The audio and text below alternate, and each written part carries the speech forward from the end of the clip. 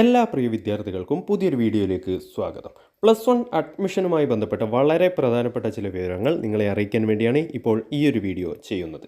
അതായത് നിരവധി വിദ്യാർത്ഥികൾ കാത്തിരിക്കുന്ന +1 ട്രാൻസ്ഫർ അലോട്ട്മെൻറ്റിനായി നിങ്ങൾക്ക് ഇന്നു മുതൽ അപേക്ഷിക്കാം. മാത്രമല്ല +1 സെക്കൻഡ് സപ്ലിമെൻ്ററി അലോട്ട്മെൻറ്റുമായി ബന്ധപ്പെട്ട വിവരങ്ങളും നിങ്ങളെ അറിയിക്കാനുണ്ട്. അത്തരത്തിലുള്ള വിവരങ്ങൾ കൃത്യമായി ഈ ഒരു വീഡിയോയിലൂടെ നിങ്ങൾക്ക് പറഞ്ഞു തരാം. വീഡിയോയിലേക്ക് പോകുന്നതിന് മുമ്പ് വിദ്യാഭ്യാസപരമായ വാർത്തകളും +1 അഡ്മിഷനുമായി ബന്ധപ്പെട്ട ഏറ്റവും പുതിയ വിവരങ്ങളും കൃത്യമായി ലഭിക്കുന്നതിനായി ഈ ചാനൽ സബ്സ്ക്രൈബ് ചെയ്ത് വെക്കാൻ ഓർമ്മിക്കുക.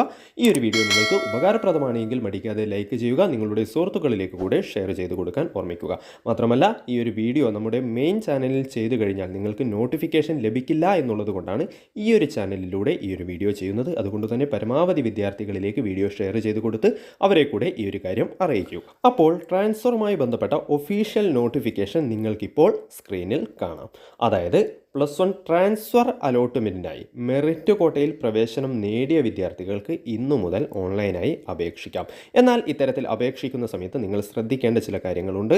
നിങ്ങൾക്ക് 3 രീതിയിലാണ് ട്രാൻസ്ഫർ അലോട്ട്മെൻറ്റിനായി അപേക്ഷിക്കാൻ സാധിക്കുക. ഒന്നുകിൽ നിങ്ങൾക്ക് ഇപ്പോൾ അലോട്ട്മെൻറ്റ് ലഭിച്ച അതേ സ്കൂളിൽ തന്നെ മറ്റൊരു കോഴ്സിലേക്ക് ട്രാൻസ്ഫറിനായി അപേക്ഷിക്കാം. ഇനി നിലവിൽ അലോട്ട്മെൻറ്റ് ലഭിച്ച കോഴ്സ് തന്നെ മാറാതെ മറ്റൊരു സ്കൂളിലേക്ക് അപേക്ഷിക്കാം.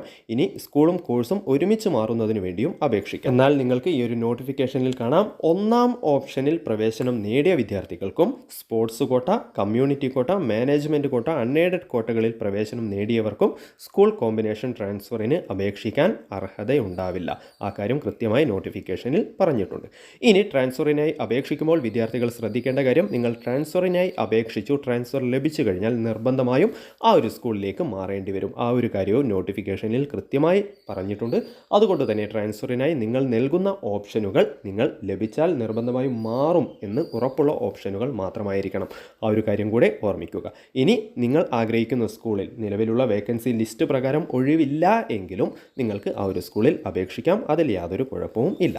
ഇനി ഈ ഒരു ട്രാൻസ്ഫർ അലോട്ട്മെൻറ്റിനായി നിങ്ങൾക്ക് അപേക്ഷിക്കാനുള്ള സമയം ഇന്നു മുതൽ ജൂലൈ 17 മുതൽ ജൂലൈ 19 ഉച്ചയ്ക്ക് 2 മണി വരെ ആയിരിക്കും ഉണ്ടാവുക. അപ്പോൾ ആ ഒരു സമയത്തിനുള്ളിൽ എല്ലാവരും ഓൺലൈനായി അപേക്ഷ പൂർത്തിയാക്കുക. എങ്ങനെയാണ് അപേക്ഷിക്കേണ്ടത് എന്നുള്ള കൃത്യമായ ഒരു ലൈവ് റെക്കോർഡ് വീഡിയോ നമ്മുടെ മെയിൻ ചാനൽ വഴി, പള്ളിക്കൂടം ഓൺലൈൻ എന്ന് പറയുന്ന നമ്മളുടെ പ്രധാന ചാനൽ വഴി ചെയ്തിട്ടുണ്ട്. ആ ഒരു വീഡിയോ കണ്ടു കഴിഞ്ഞാൽ നിങ്ങൾക്ക് കൂടുതൽ കാര്യങ്ങൾ കൃത്യമായി മനസ്സിലാവും.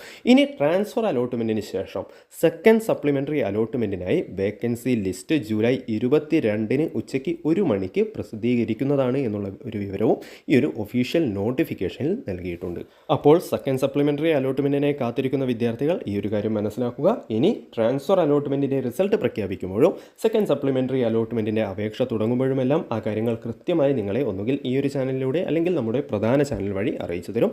അത്തരത്തിലുള്ള വീഡിയോകൾ ലഭിക്കുന്നതിനായി ചാനലുകൾ സബ്സ്ക്രൈബ് ചെയ്ത് വെക്കാൻ ഓർമ്മിക്കുക. ഈ ഒരു വീഡിയോ നിങ്ങൾക്ക് ഉപകാരപ്രദമാണെങ്കിൽ ലൈക്ക് ചെയ്യുക. നിരവധി വിദ്യാർത്ഥികൾ ഈ കാര്യങ്ങൾ അറിയാതെയുണ്ടാവും. അവരിലേക്ക് ഇപ്പോൾ തന്നെ വീഡിയോ ഷെയർ ചെയ്ത് കൊടുക്കാനും ഓർമ്മിക്കുക.